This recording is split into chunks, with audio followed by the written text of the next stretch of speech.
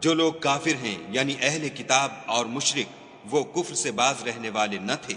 جب تک کہ ان کے پاس کھلی دلیل نہ آتی، یعنی خدا کے پیغمبر جو پاک اوراق پڑھتے ہیں جن میں مستحکم آیتیں لکھی ہوئی ہیں، اور اہل کتاب جو متفرق و مختلف ہوئے ہیں تو دلیل واضح کے آنے کے بعد ہوئے ہیں،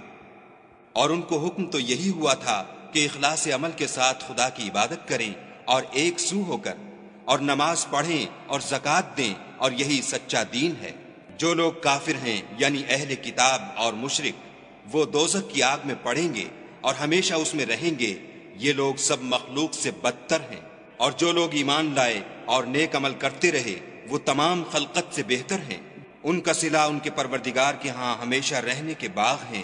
جن کے نیچے نہریں بہہ رہی ہیں، ابد الآباد ان میں رہیں گے، خدا ان سے خوش اور وہ اس سے خوش۔ یہ صلہ اس کے لیے ہے جو اپنے پروردگار سے ڈرتا ہے۔